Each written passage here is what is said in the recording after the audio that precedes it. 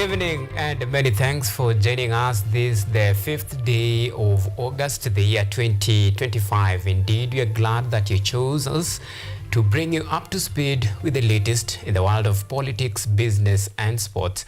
And of course now, tonight, let's talk about this cancer called corruption. Now, the Ethics and Anti-Corruption Commission, EACC, has released a new survey that has listed police officers as the most corrupt and unethical professions, followed closely by the Kenya Revenue Authority officers, who are ranked second at 17.3%.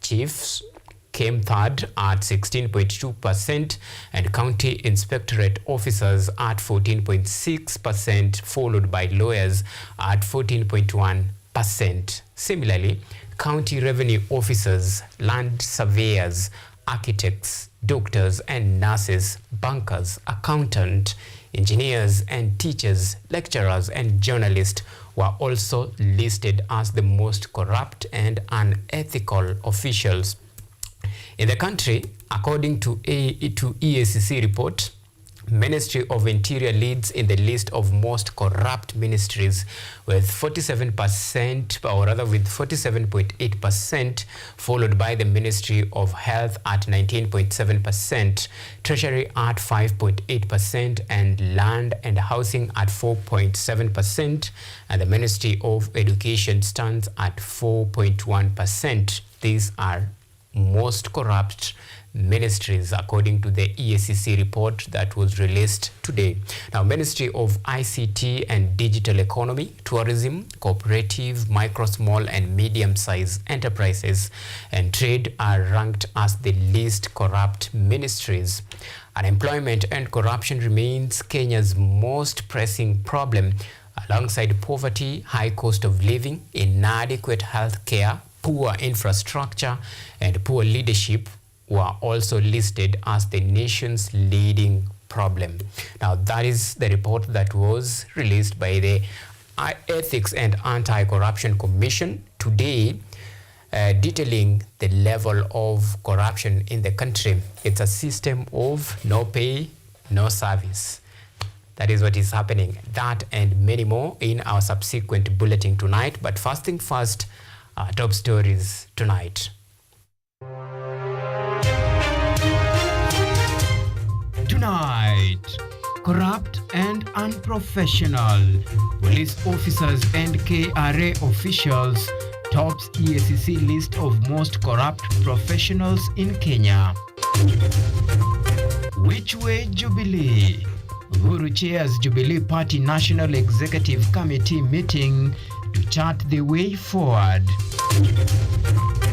Also tonight, testing the waters. Democracy for Citizens Party unveils its candidate for the upcoming by-elections. Plus, rain status now. Nursing students whose internship were revoked stage demonstrations outside Afya House, demands immediate reinstatement.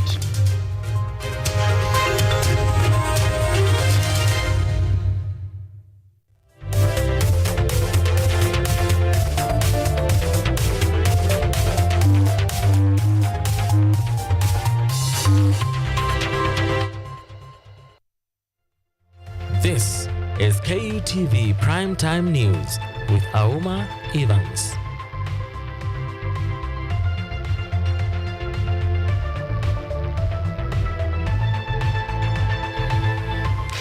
Right, Naomi Omboi is our sign language interpreter tonight. Remember, you can follow this broadcast on all of our social media platforms. We are coming to you live on YouTube at KUTV News Live. You can tweet us on X at KUTV_Kenya at Auma Evans. The hashtag to use, State of the Nation.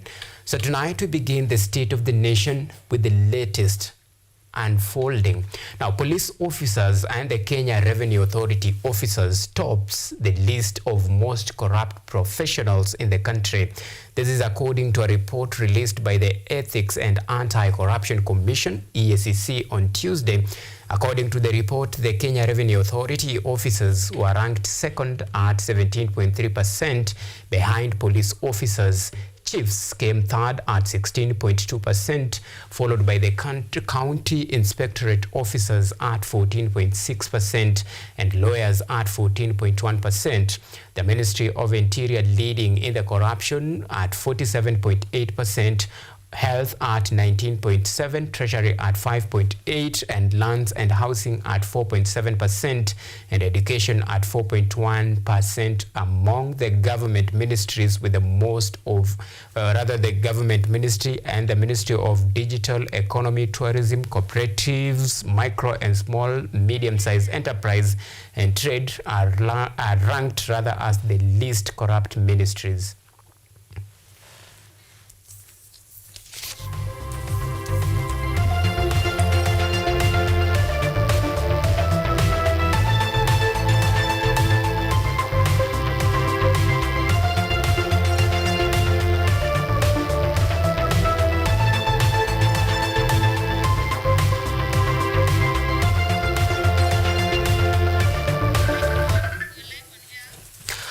Right, now to matters politics. Former President Uhuru Kenyatta chaired the National Executive Committee of the Jubilee Party at the party's headquarters in Nairobi virtually, marking a key step in efforts to strengthen the party after several months of legal and political wrangles.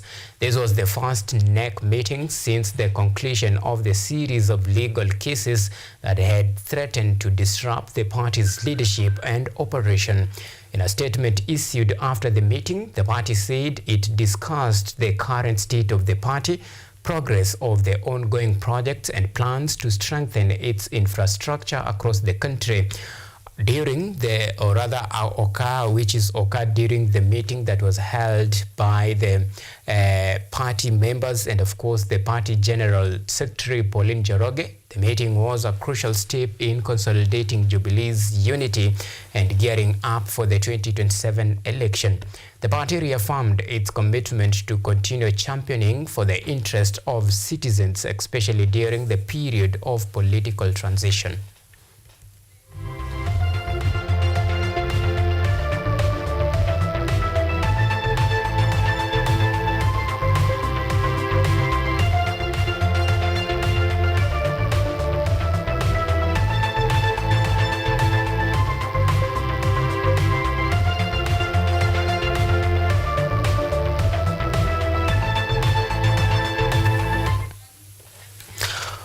Still matters politics. In the quest to garner votes for the upcoming Malava constituency by-election, Cabinet Secretary Musalia Mudavadi has embarked on campaign mode to popularize the United Democratic Alliance Party (UDA) in the forthcoming by-elections. And as KUTV's Pauletta Koth reports, Mudavadi reaffirmed the government's commitment to educational reforms and teachers' welfare. This comes after high-level engagement with over 70 teachers from Malava constituency at Tande Secondary School in Kakamega County.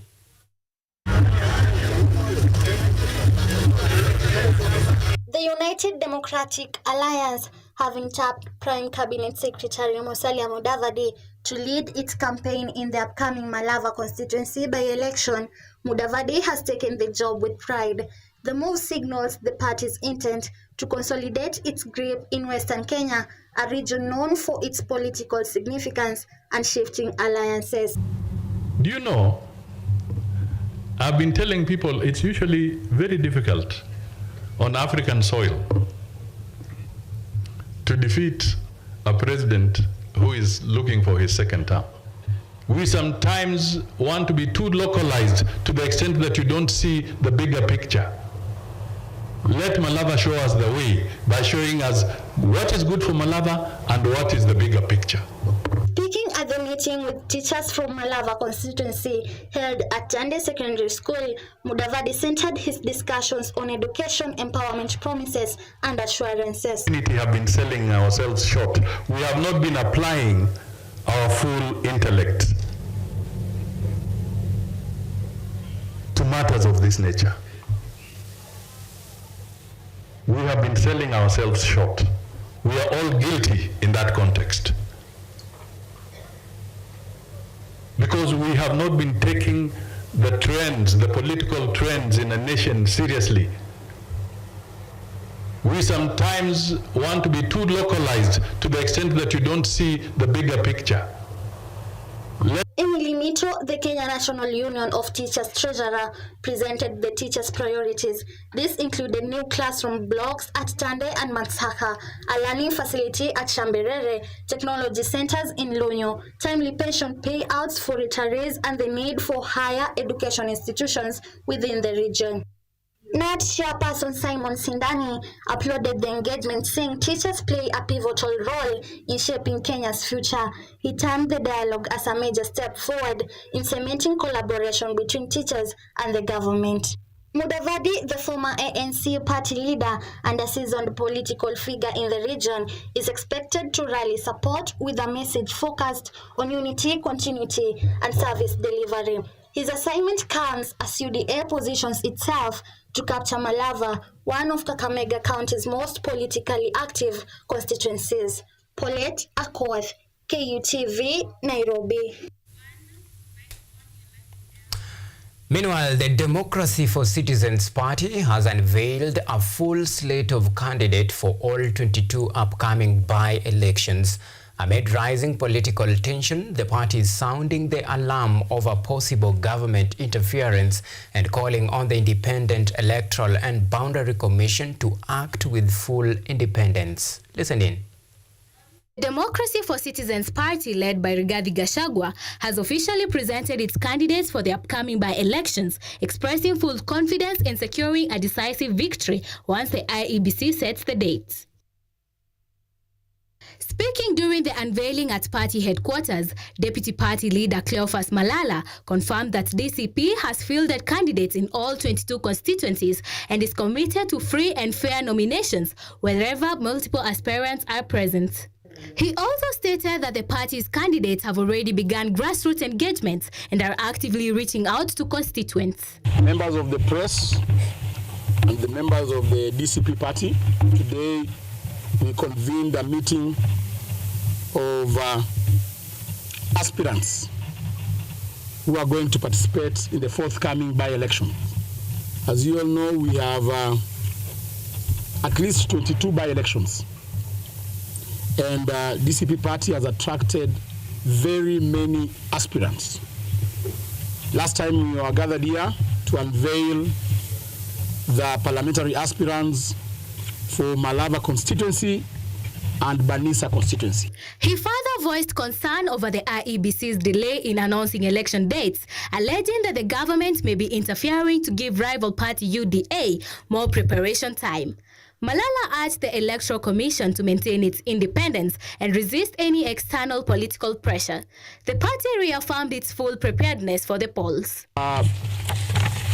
Nominations in areas where we have more than one candidate, and we have agreed, and it's the resolve of the National Executive Council, that we are going to have a free and fair nomination. We are not going to favor any candidates.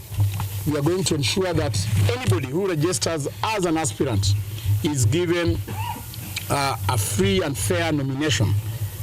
On Banisa, Malala dismissed claims that DCP candidate Aden Mohamed, alias Kiongozi, had withdrawn from the race, branding the rumors as fake news and political propaganda. I want to tell those people who are spelling rumors that there is no day under this sun. There is no person who can push me to pull out of this race. I am set and I am ready to hit the ground, and we are only telling the IEBC, don't waste our time. Speaking on the matter, the Banisa aspirant himself denied stepping down, affirming his commitment to contest the seats and vowing not to be compromised. Glory Kadhure, KUTV, Nairobi. All right, let's stay on matters politics for a bit. Now, with the rising tension within the Orange Democratic Movement Party, commonly known as ODM, has exposed deep cracks within the party with a conflicting position on its relationship with President William Ruto's administration. The fallout follows recent remark by Secretary General Edwin Sifuna that appears to challenge ODM's working arrangement with the ruling regime or other UDA party. A group of elders from Trans Nzoia County is now calling for the resignation of Nairobi Senator Edwin Sifuna and supporting Member of Parliament Caleb Amisi after they publicly opposed ODM's cooperation with the Kenya Kwanza government. The elders have declared their support for the growing alliance between Raila Odinga and President William Ruto, saying it signals political maturity and unity.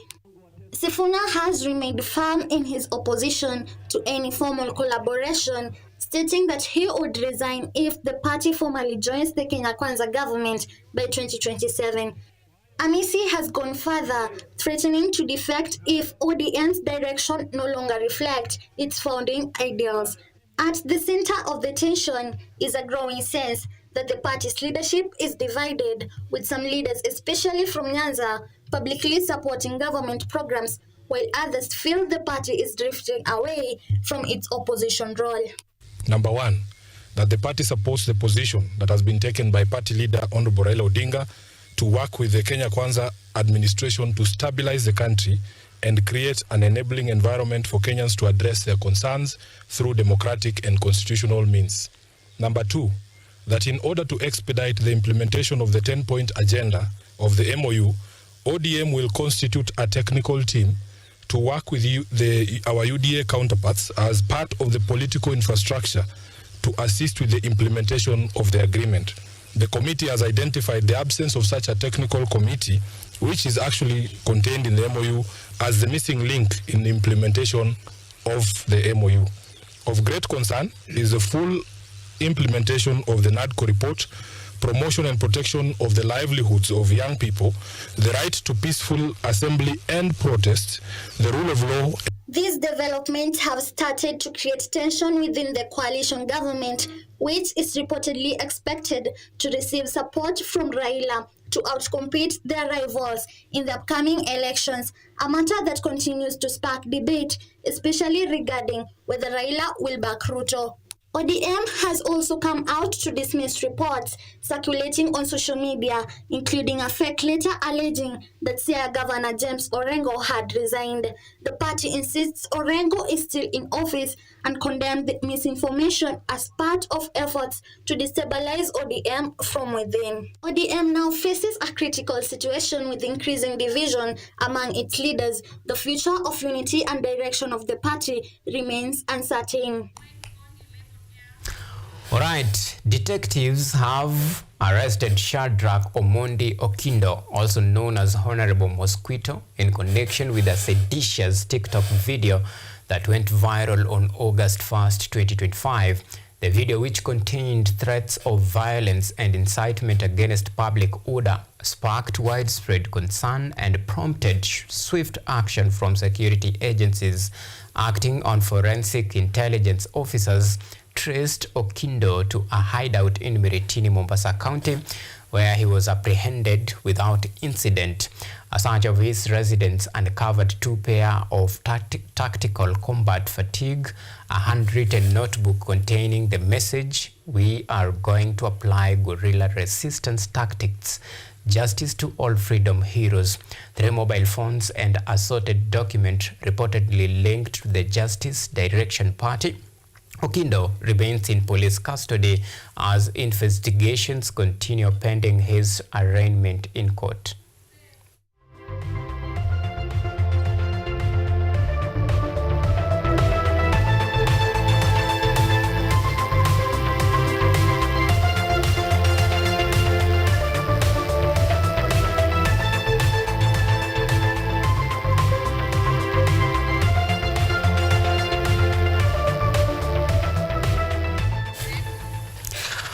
Right, 19 minutes past 9 o'clock, time to take our very first break here on the State of the Nation. Remember, plenty more to follow after the break.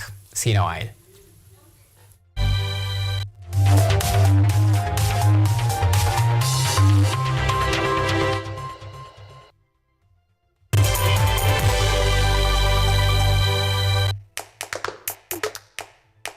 Badala ya kutafuta kazi, tunaweza kuanzisha miradi yetu ambayo ingetusaidia kubadilisha maisha ya wazazi wetu. Kwa vijana wenzangu, wengi hawana kazi, lakini ikiwa sisi wenyewe tutajiamini, tunaweza kujiajiri wenyewe. Afrika kwa kweli tuna mahitaji ambayo ukiyasuluhisha unaweza kuathiri watu kwenye bara hili. Bila woga,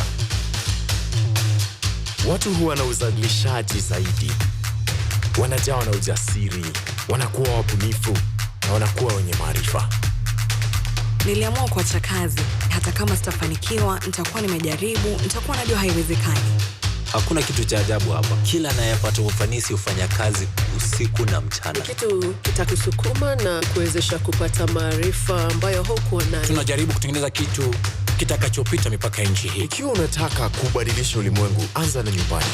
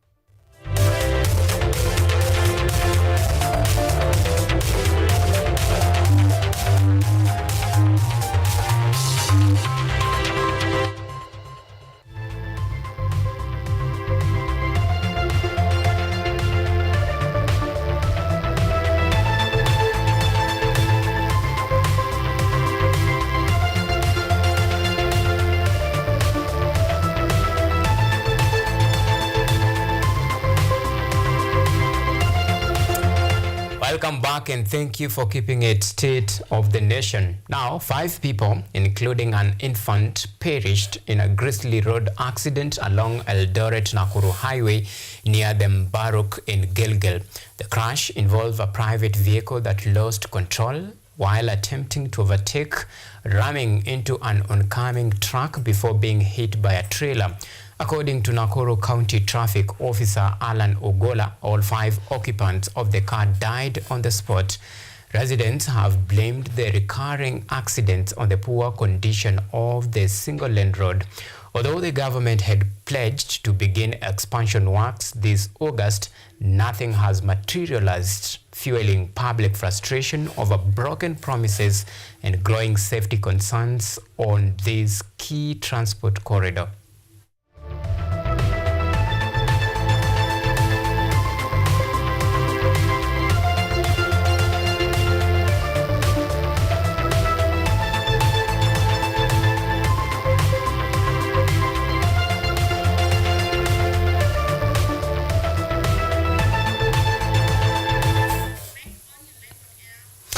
Right now to matters health, a group of nursing students whose internship were revoked by the Ministry of Health camped outside Afya House for the second day in a row, demanding for immediate reinstatement.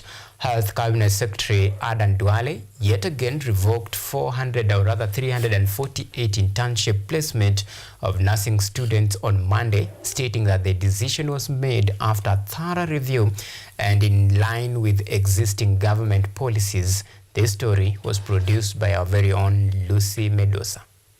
Following the revocations of 348 internship opportunities for nurse students by the Ministry of Health on Monday, some of these students camped outside Afya House for the second day, demanding immediate reinstatement. This follows earlier cancellations affecting 42 students on July 21st and another 306 on July 30th, all due to ineligibility. In an official statement by Health Cabinet Secretary Aden Duale, he emphasized that internship opportunities were strictly reserved for nursing students who had completed their academic programs and officially graduated. He reiterated that the ministry's actions was consistent with the government policies and aimed at upholding professional standards.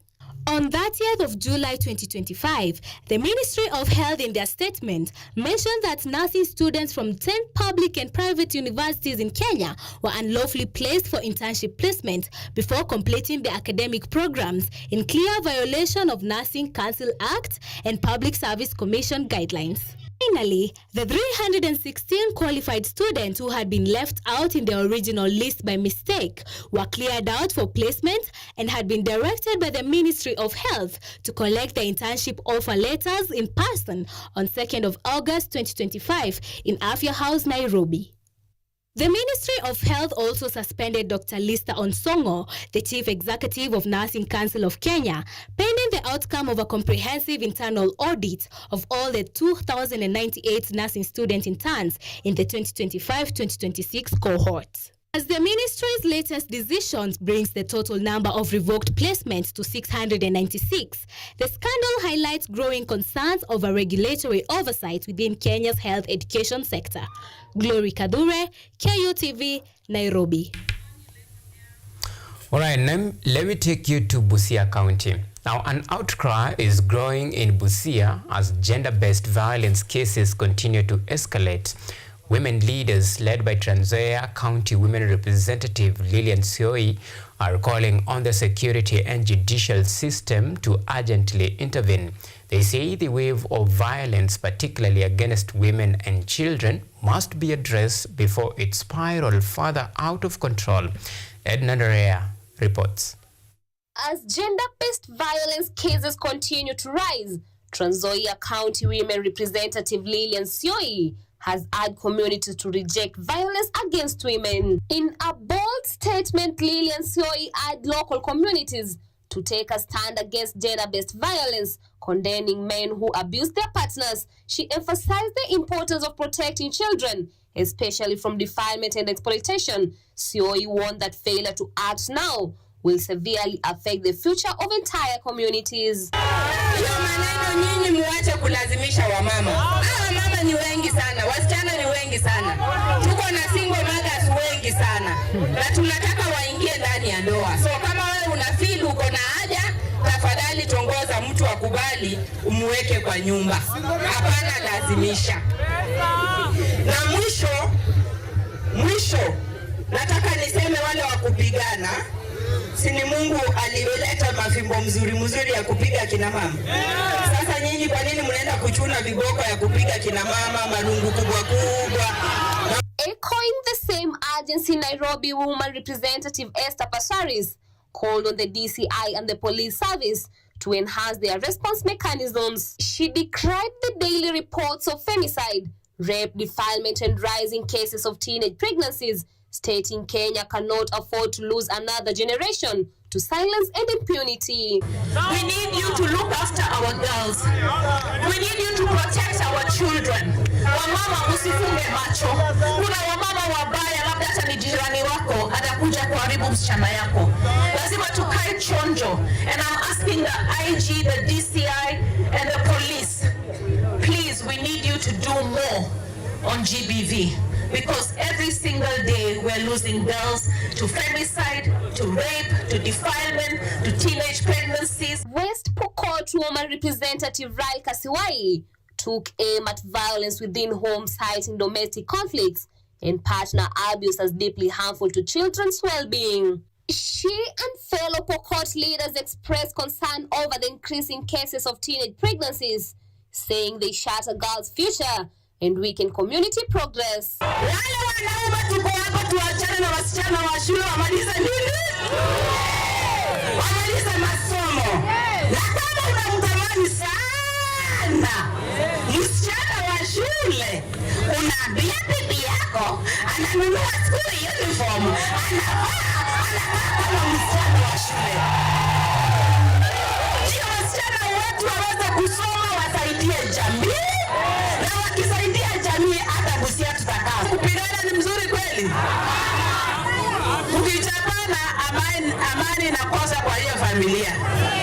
Tukikosa amani hakuna maendeleo.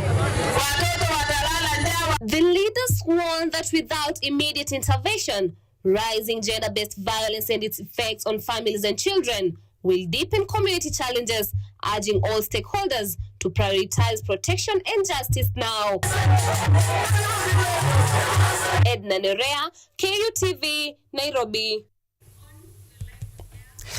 All right, now counties and ministries have intensified plans to ensure the achievement of sustainable development goals through community inclusion, tax reforms, proposals, and industrial partnership. This and many more in our subsequent county wrap with our very own Glory Kathure. Kenya Wildlife Service has proposed the first national park entry fee hike since 2007 to address a 12 billion annual funding gap and boost conservation. East African community citizens will pay 1,500 shillings, up from 860 shillings for access to parks like Amboseli and Lake Nakuru. KWS project revenues will nearly double to 16.58 billion by 2028, funding anti-poaching, habitat restoration, and community compensation. The move, announced at a public forum in Nakuru, is part of KWS 2024-2028 strategy to build a sustainable, self-reliant conservation model amid rising operational costs and wildlife threats. Stakeholders urge KWS to improve services to maintain Kenya's position as a leading wildlife tourism destination, targeting 5.5 million international visitors by 2027.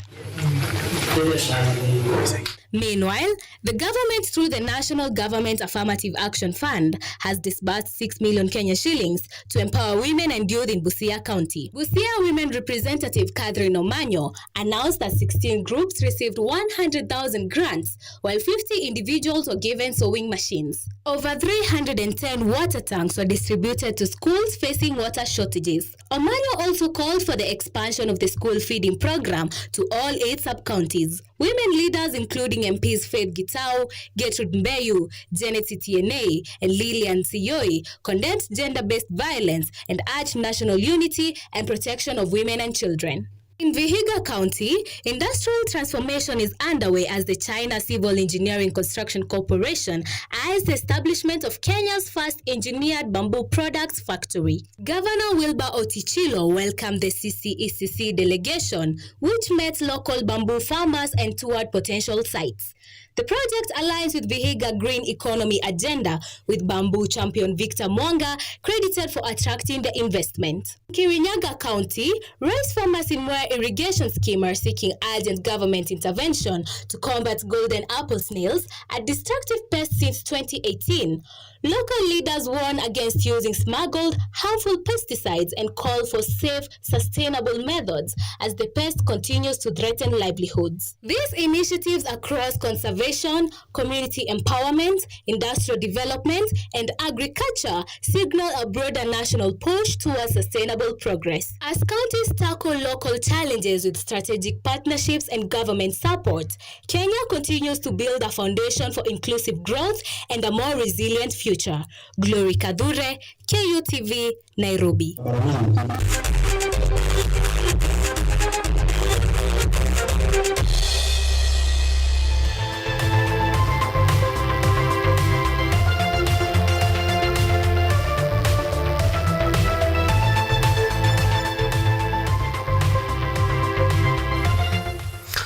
All right, it's now time for the latest in the world of sports. Now, Principal Secretary for Sports Elijah Mwangi has confirmed that each Harambee Stars player received 1 million from President William Ruto as promised after their CHAN 2024 victory against Democratic Republic of Congo at Kasarani Stadium.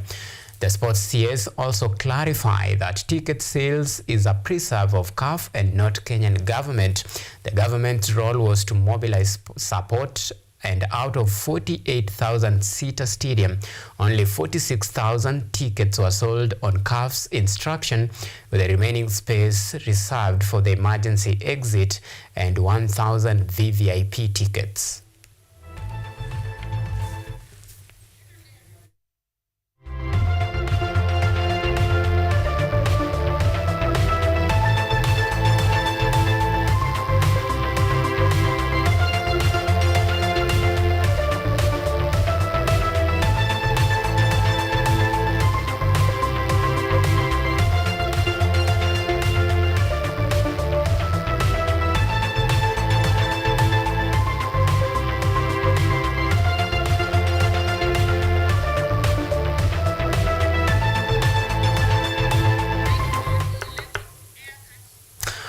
Right now, Villarreal have reached an agreement to sign Thomas Partey as a free agent from Arsenal.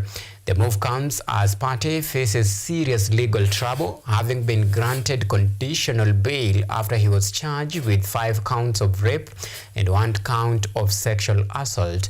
Meanwhile, Everton are closing in on signing Chelsea midfielder Dewsbury Hall, who is set for medical ahead of 25 million euros deal plus 4 million euros in add-ons with Chelsea.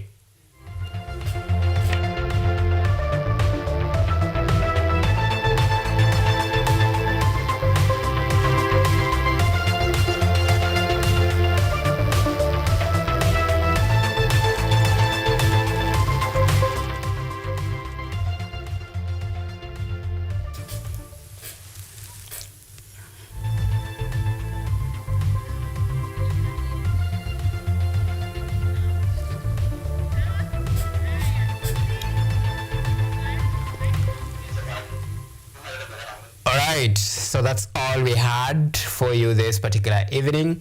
Well, some quite intriguing statistics and survey from the Ethics and Anti-Corruption led by Dr. Bishop Oginde. A very damning results there about the leading profession when it comes to matters corruption. The police force leading, followed by the Kenya Revenue Authority. Then we have chiefs, Directorate of County Officers, lawyers, and even journalists on the mix. Well, this is quite a very intriguing and very interesting findings there and report from the Ethics and Anti-Corruption Commission on the level of corruption. Remember, corruption still remains a cancer in the country, and of course, unemployment is the leading cause of alarm when it comes to the level of sufferings that Kenyans are exposed to. Well, we keep on praying for our country so that we can really end this cancer. Administrations have come and gone, but corruption still remains. So what does it take to actually end corruption in the country? That is a rhetoric question, and a big question indeed for you, even as you reflect on the state of the nation. Think about this very hardly. How can we end corruption? This is a cancer that is really killing. It has stuffed a lot of resources, taking from the ordinary mwananchi, ending in the pockets of just few individuals. For whose benefit, anyway? And for how long will we tolerate this kind of deeply embedded and deeply rooted corruption that is silently killing our future, starving our resources? And of course, this report comes at a time when there is, in the 21st century, some schools still are facing a brutal reality of being forced to actually quench their thirst of education under dilapidated infrastructure. So think about that, even as we officially call it a night. Many thanks for men and women behind the scene, and for your esteemed viewers for always keeping us a company in the last 30 minutes or so. My good name is Auma Evans. Naomi Omboy has been our sign language interpreter tonight. Until next time, do have a lovely night, and God bless Kenya.